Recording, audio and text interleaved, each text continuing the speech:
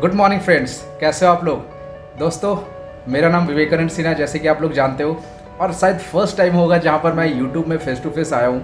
बाकी मेरे जितने भी वीडियोस आप देखते होंगे उसमें मैं बैकग्राउंड में रहता हूँ और मेरे वॉइस आप सुन पाते हो। सो आज लगा कि चलिए मैं आप लोग से थोड़ा सा बात करना चाहता हूँ। सो दोस्तों, काफ़ी वीक तो नहीं बोलूँगा, लगभग 2 महीने से हम ब्रेनस्टॉर्मिंग सीरीज़ पे बात कर रहे हैं, और वो सीरीज़ जो आपके इंटरव्यू क्वेश्चंस को सॉल्व करने में हेल्प करता है और काफ़ी हेल्पफुल है, जैसे लोगों का फीडबैक आया है। सो आज नॉर्मली मैं फिर से आ गया हूँ आपके एक और एपिसोड लेके।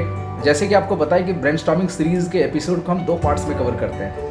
फर्स्ट पार्ट में रहता है आपके लिए एक इंटरव्यू क्वेश्चन जो हम मिलके कवर करते हैं और उसको सॉल्व करने की कोशिश करते हैं। And in the second part आपके लिए रहता है उसी से मिलता जुलता कुछ असाइनमेंट, और वो असाइनमेंट आपको सॉल्व करना पड़ता है। वो भेजने की ज़रूरत नहीं है, जस्ट आपको सॉल्व करना है, और विद इन 24 आवर्स में उसके सॉल्यूशन आपको सेम डिस्क्रिप्शन का लिंक पे आपको मिल जाएगा, ताकि आप उसको इवेल्युएट कर सको और उसमें देख सको कि कहाँ पर आप लैग कर रहे हो। और अगर आपका राइट आंसर है सो ऑब्वियसली मोर देन मतलब एक्सलेंट आपके लिए, क्योंकि आपने उसको सॉल्व किया है। और आज का जो इंटरव्यू क्वेश्चन है वो काफ़ी कॉमन तो नहीं बोलूँगा मैं, बिकॉज ये क्वेश्चन काफ़ी यूनिक है, बट इसका यूसेज वैरायटी ऑफ जगह पे आप कर सकते हो। आज हम बात करेंगे एक ऐसे ट्रिक के ऊपर जो आप काफ़ी सारे डेटा पे यूज़ कर सकते हो, चाहे आप कोई भी डिपार्टमेंट पे हो। और नॉर्मली हमारे ब्रेनस्टॉर्मिंग सीरीज़ के जितने भी क्वेश्चंस आपने देखा होगा वो थोड़ा सा ट्रिकी होते हैं, और सिर्फ ये इंटरव्यू क्वेश्चन नहीं होते हैं। नॉर्मली आप अपने ऑफिशियल जो भी डेटा होता है ना, उसको भी बहुत अच्छे से आप मैनेज कर सकते हो इस ट्रिक्स के। So this is not only the interview question. Interview question पूछे जाते हैं ताकि आपका लॉजिकल डेवलप हो, बट ये नॉर्मल आप डेली बेसिस पे आपके ऑफिस में जो भी डेटा है उसमें आप यूज़ कर सकते हैं। सो चलिए मैं अपने सिस्टम पे आपको दिखाता हूँ, and let's start with the interview question.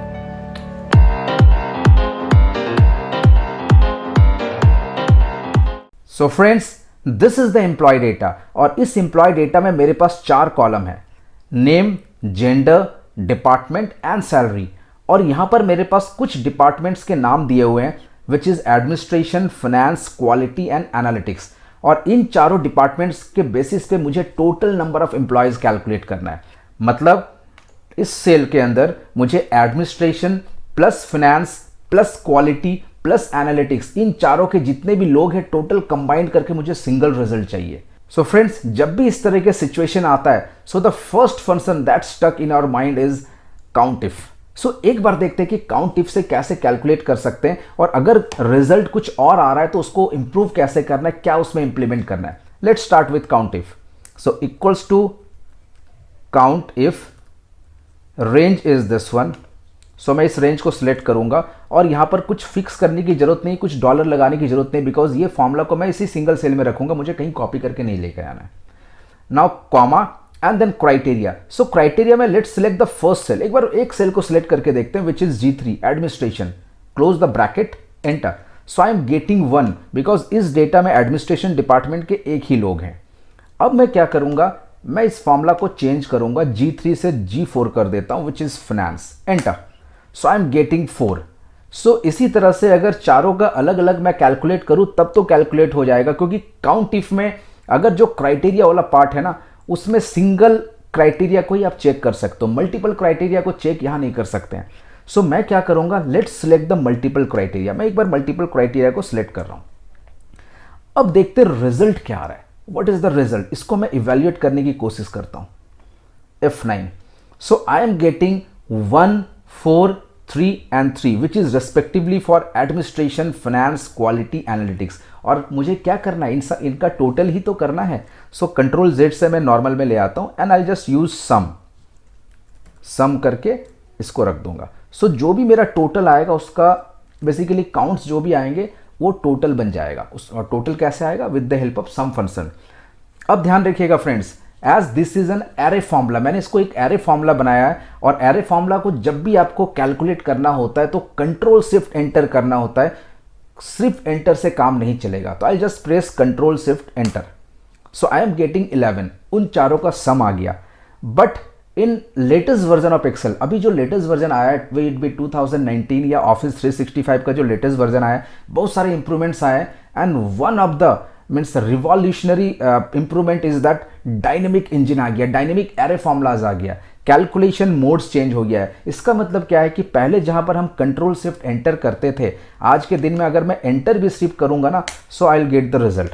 But मैं आपको ये रिकमेंड अभी नहीं करूंगा। I just always recommend to use control shift enter, because हो सकता है कि आपका सिस्टम नया हो, आपने नया वर्जन यूज किया है, बट आप जिनको फाइल भेजोगे उनके पास they might be have the older version of Excel, तो उस केस में वहां पर वैल्यू एरर या और कोई एरर आएगा और वो काम नहीं करेगा। So I always recommend to use control shift enter, ताकि आपका रिजल्ट वैसे ही रहे।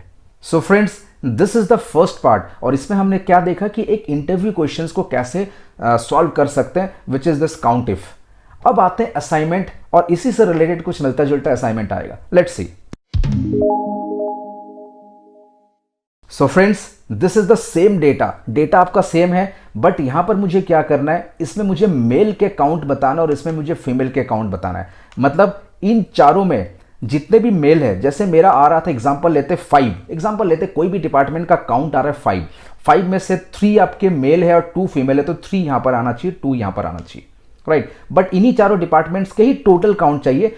उस शीट पे क्या था, उस शीट पे हमने टोटल बताया था जिसमें कोई जेंडर स्पेसिफिक नहीं था, बट यहां पर आपको मेल और फीमेल का अलग से बताना है। सो राइट, चलिए। सो दोस्तों, आई होप ये क्वेश्चन आपको पसंद आया होगा, एंड आई एम श्योर कि अगर ये इंटरव्यू में आपसे कभी पूछा गया सो विल रॉक इट, और जो असाइनमेंट है उसको सॉल्व कीजिएगा, एंड आई एम श्योर कि आप उसे बहुत अच्छे से सॉल्व कर पाएंगे। और अगर इनकेस कोई चैलेंजेस आते हैं तो विद इन 24 आवर्स आपको ये सॉल्यूशन मिल जाएगा, और you can download all the files from the link given in the description box, और विद इन 24 आवर्स में आपके सॉल्यूशन भी उसी लिंक पर रख दूंगा ताकि आप उसे डाउनलोड करके देख सकते हो। और जैसे मैं हर एक एपिसोड में कहता हूं कि अगर आपने अभी तक हमारे यूट्यूब चैनल को सब्सक्राइब नहीं किया तो please subscribe this channel, because ये आपका चैनल है, और आगे आने वाले टाइम में मैं ऐसे ही इंटरेस्टिंग फैक्ट्स और लाता रहूँगा और नए नए सीरीज़ के साथ आता रहूँगा। बस आपका सपोर्ट चाहिए, जैसे अभी तक मिलता है, बिकॉज आप ही के सपोर्ट के कारण मैं ये चीज़ क्रिएट कर पा रहा हूँ।